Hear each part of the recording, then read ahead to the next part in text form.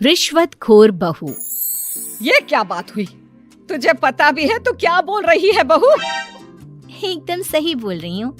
अगर आपको मुझसे अपनी इन ऐंठन भरे घुटनों की मालिश करानी है तो मुझे वो देना पड़ेगा जो मैं मांग रही हूँ। एक हाथ दो और दूसरे हाथ लो, सिंपल। बहू हूँ, इसका मतलब ये नहीं कि नौकरानियों की तरह काम करूँ। ये है अमृता और उसकी सास रेखा। अमृता एक नई नवेली बहू है जिसकी शादी कुछ दिनों पहले ही रेखा के बेटे माधव के साथ हुई है। वैसे तो अमृता दिल की बहुत अच्छी है, लेकिन वो कहते हैं ना कि खून का रंग तो दिखता ही है।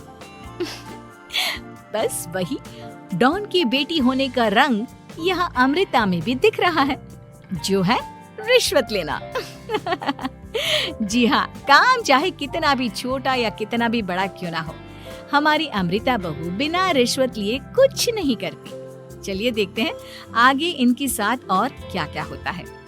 रेखा और अमृता को लड़ते देख ससुर प्रेमचंद वहाँ आता है और कहता है, अरे क्या हुआ? काहे इतना तिल मिला रही हो रेखा? अरे कुछ बोलोगी भी या कानों में हड़ताल हो रखी है तुम दोनों के? देखिए ना पापा जी, माँ जी ने मुझे कहा कि मैं उनके घुटनों की मालिश कर दूं, लेकिन उसके बदले में माँ जी मुझे वो हीरो वाला पुश्तैनी हार देने से इनकार कर रही हैं। क्या? घुटनों की मालिश के लिए हीरो का पुश्तैनी हार कौन मांगता है बहू? पापा जी, आपको तो पता ही है ना, आपकी बहू कितनी सयानी है, हर कोई भी काम फ्री में नहीं करती। और अब शेखावत खानदान का आटा तो इतना भी गीला नहीं है कि अपनी बहू को हार ना दे पाए। क्यों माय डियर माँ जी? देखा आपने प्रेमचंद जी, ये अब मुझसे पुश्तैनी हार मांग रही है, कल को पूरा घर मांग लेगी। अरे जा जा, मैं खुद कर लूंगी अपनी मालिश। ठीक है, मुझे क्या। एंजॉय योर मालिश टाइम माँ जी। रात में जब पति महादेव दफ्तर से लौटकर घर आते हैं तभी कमरे में, अमू सुनो ना, मेरा वो लाल रंग का जो शर्ट है ना वो धो दो ना प्लीज।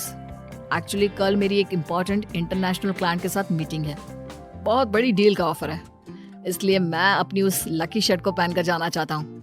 अभी धो दो, रात भर में तो सूखी जाएगी, फिर कल अच्छे से कड़क वाली इस्त्री कर देना अपने शुभ शुभ हाथों से। जी नहीं, मैं ये सब ऐसे ही नहीं करने वाली। अगर काम करवाना है तो मेरी एक शर्त है। अरे यार, तुम और तुम्हारी शर्तें, बोलो क्या है? आपको मुझे 10 मनीष मल्होत्रा डिजाइनर की साड़ियां दिलानी होगी। 2 हफ्तों में मेरी स्वीट हार्ट फ्रेंड बिल्लो रानी की शादी है। मैं वहां डिजाइनर साड़ी पहनकर जाऊंगी और सब कुछ जला दूंगी। माधव अपनी बीवी की बात सुनकर हैरान परेशान अपने सर पर हाथ रखकर बैठ जाता है। अरे तुम बीवी हो या आफत? तुम्हारे दिमाग में जंग लग गया है क्या? देखो इतने सारे पैसे नहीं है मेरे पास। तुम्हारी याददाश्त तो जगह पर है ना माधव, भूल गए? मैं एक डॉन की बेटी हूँ। अगर तुमने मेरे कहे मुताबिक काम नहीं किया तो तुम्हारे लाल शर्ट को दूर ही रखो, मेरे पापा तुम्हें ही लाल कर डालेंगे। ठीक है, चलो अब ज्यादा मत डराओ, तुम्हें जो चाहेगा मिल जाएगा।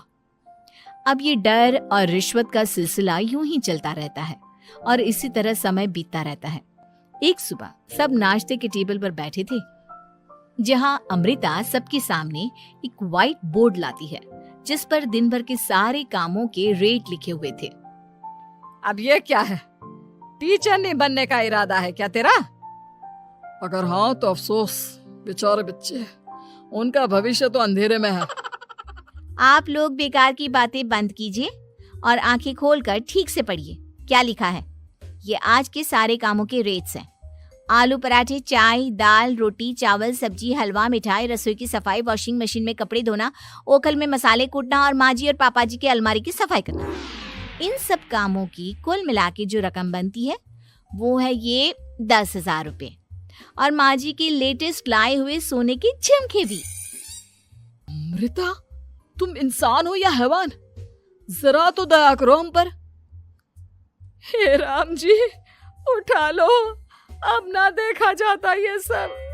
सच में पता नहीं कौन सा दिन था वो जब ये हमारे घर आई। महादेव, तेरे प्यार ने तो हमारा जीना दुश्वार कर दिया बेटा। दुनिया में बहुत रिश्वतखोर लोग देखे, लेकिन ऐसी रिश्वतखोर बहू पहली बार देख रहा हूँ जो अपने ही परिवार को लूटने में लगी है।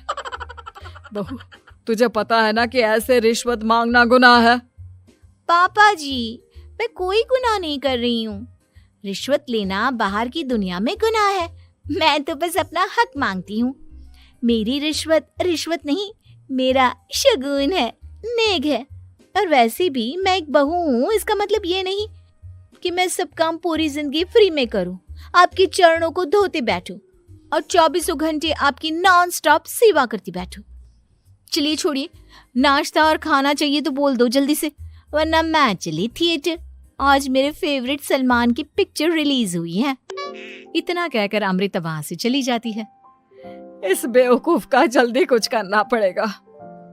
कुछ दिनों बाद घर में पूजा रखी थी और पूजा में 11 पंडितों का खाना बनाने के लिए कहा जाता है, वो भी नई बहू के हाथों से।